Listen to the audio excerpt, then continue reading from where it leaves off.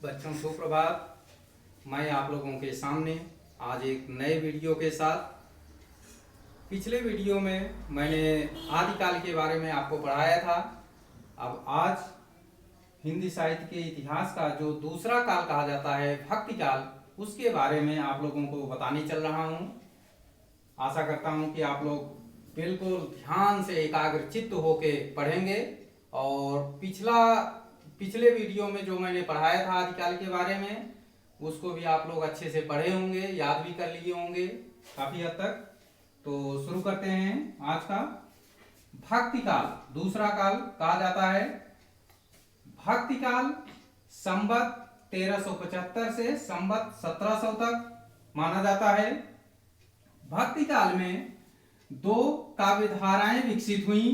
Number 1 निर्गुण भक्ति काव्य धारा और नंबर 2 सगुण भक्ति काव्य धारा। तो सबसे पहले हम निर्गुण भक्ति काव्य धारा के बारे में जानेंगे कि निर्गुण भक्ति काव्य धारा है क्या। निर्गुण जैसा कि नाम से ही स्पष्ट है, निर्धन गुण।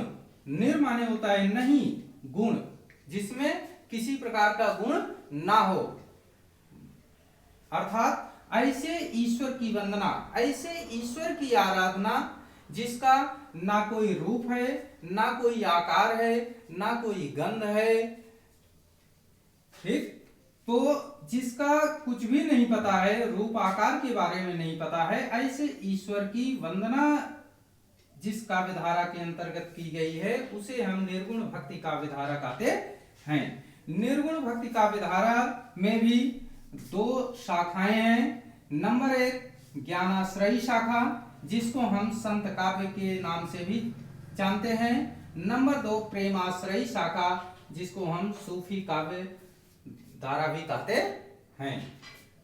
ज्ञानाश्रयी शाखा को अन्य नामों से भी जाना जाता है, ज्ञान मार्गी, संत मार्गी या संत काव्य आदि।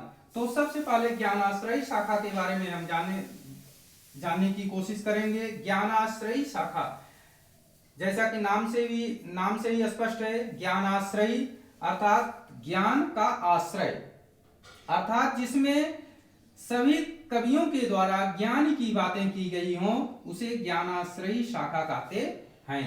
संत काव्य क्यों कहा जाता है इसको? इसलिए कहा जाता है कि इस शाखा के अंतर्गत आने वाले जितने भी कवि थे वो सभी संत महात्मा थे। ज्ञानाश्रयी शाखा के प्रतिनिधि कवि कबीरदास जी को कहा जाता है। कबीरदास जी इसके प्रतिनिधि कवि थे। तो इनकी कवि और रचनाएं हम देखेंगे। कबीरदास जी इन्होंने साखी, शबद और रमैनी लिखा, जिसको बीजक नामक काव्य ग्रंथ के नाम से संपादित किया था इनके शिष्य धर्मदास ने। दूसरे कवि कहे जाते हैं मलुकदास जी। ज्ञानबोध, इनकी रचना ज्ञानबोध, रतन खान और भक्ति विवेक, ध्रुव चरित आदि कई रचनाएं थी इनकी। मलुकदास जी के बारे में भी कहा जाता है कि ये बहुत अच्छे संत कवि थे। जो है इन्होंने आलसियों के लिए एक मंत्र भी बताया था, अजगर करे न चाकरी, पंछी करे न काम, दास मलुका कह गए सबके दाता राम। आप इस तरह से समाज में उपदेश देते थे।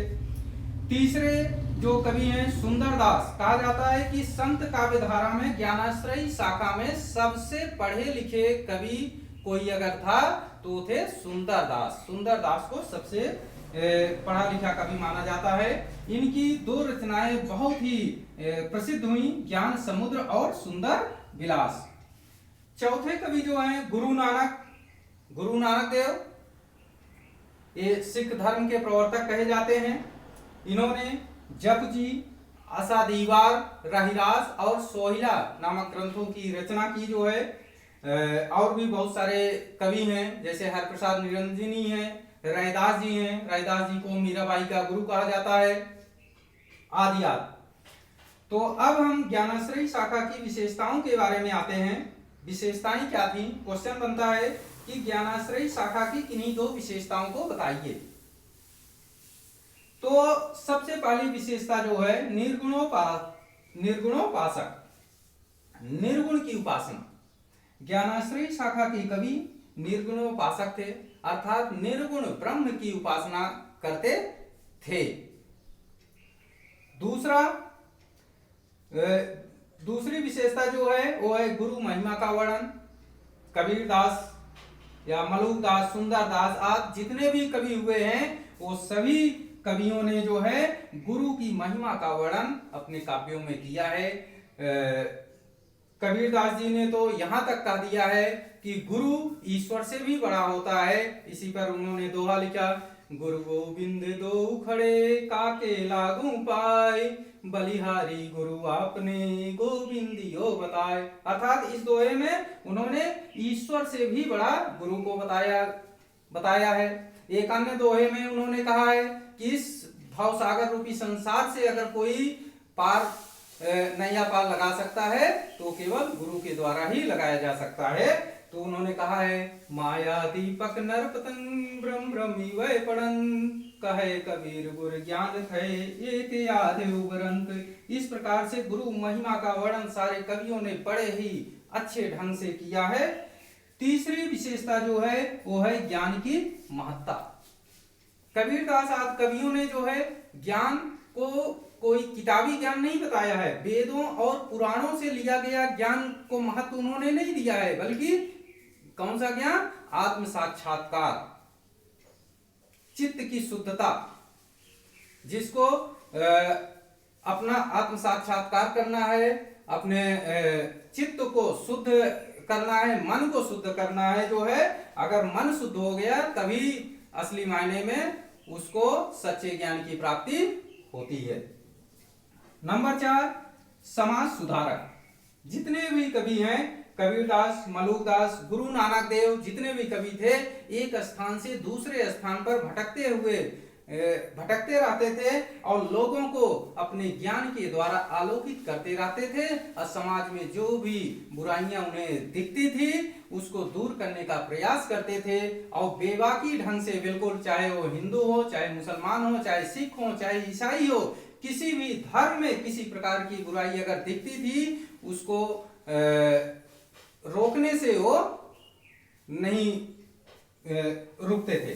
अर्थात समाज में व्याप्त छुआछूत, भेदभाव, ऊंच नीच, जाति पात आदि का इन्होंने बड़े ही अच्छे ढंग से विरोध किया है। कबीरदास जी एक जगह पर हिंदू और मुस्लिम दोनों का विरोध करते हुए उनकी वायडंबर भावना को, बाहरी दिखावा को विरोध करते हुए कहते हैं, अरे इन दोनों राह न पाई, हिंदू अपनी करे बड़ाई, गागर छुअन न देई, वेश्या के पायंतर सोवे कहाँ रही हिंदुआई। वहीं दूसरी तरफ उन्होंने मुसलमानों के वायडंबर का विरोध करते हुए कहते हैं, मुसलमान के पीर औरिया मुर्गा मुर्गी खाई, खाला केरी बेटी ब्याहे घर में करे सगाई। इस तरह से उन्होंने एक समाज में एक नई दिशा और नई चेतना, नई जागृति लाने का प्रयास इन संत कवियों के द्वारा किया गया है। इस प्रकार से इसमें से जो क्वेश्चन बनता है परीक्षा की दृष्टि से, वो बनता है कि भक्ति काल को कितनी काव्य धाराओं में बांटा गया है। तो उत्तर आएगा 2, निर्गुण भक्ति काव्य धारा और सगुण भक्ति काव्य धारा। इसके बाद क्वेश्चन बनता है कि निर्गुण भक्ति काव्य धारा को कितनी शाखाओं में बांटा गया है। तो आंसर आएगा ज्ञानाश्रयी शाखा और प्रेमाश्रयी शाखा। तीसरा क्वेश्चन बनता है ज्ञानाश्रयी शाखा को और किन नामों से जाना जाता है। तो इसका आंसर होगा कि संत काव्य धारा या ज्ञान मार्गी शाखा आदि। इसके बाद चौथा क्वेश्चन बनता है कि ज्ञानाश्रयी शाखा के प्रतिनिधि कवि किसे कहा जाता है। मोस्ट इंपॉर्टेंट, बहुत अच्छा क्वेश्चन है। तो आंसर हमारा रहेगा कबीर दास, प्रतिनिधि कवि हैं। इसके बाद पूछा जाता है कि ज्ञानाश्रयी शाखा के किन्हीं 2 कवियों का नाम लिखते हुए उनकी एक एक रचनाओं के नाम बताइए। तो आप बता सकते हैं, 4 मैंने लिखा है तो और बहुत सारे, लेकिन इन चारों में से कोई 2 आप याद कर लीजिए, आसान है। कबीरदास, इनकी रचना साखी शबद रामायणी, मलुकदास, ज्ञान बोध, रतन खान, भक्ति विवेक, 3 रचनाएं। तो कोई भी इस ढंग से क्वेश्चन पूछा जाता है या इस ढंग से भी क्वेश्चन पूछा जा सकता है कि ज्ञान बोध के रचयिता का नाम बताइए, तो आप लिख सकते हैं जो है मलुकदास। ठीक है, तो उसके बाद पूछा जाता है, अगला क्वेश्चन बनता है ज्ञानाश्रयी शाखा की किन्हीं दो विशेषताओं को बताइए। तो 4 विशेषताएं मैंने बताया है, तो आप इसमें से बता सकते हैं। निर्गुणोपासक, गुरु महिमा का वर्णन, 2 अगर पूछ रहा है तो 2 बताइए, 3 पूछ रहा है तो 3 बताइए। आपका निर्गुण भक्ति काव्य धारा पूरी तरह से तैयार हो गया है। इससे ज्यादा कोई क्वेश्चन नहीं पूछा जाता है इसमें से। ये वीडियो चूंकि अब लंबा हो रहा है, इसलिए मैं अगले वीडियो में आपको निर्गुण भक्ति काव्य धारा के जो दूसरी शाखा है प्रेमाश्रयी शाखा, उसके बारे में मैं बताऊंगा।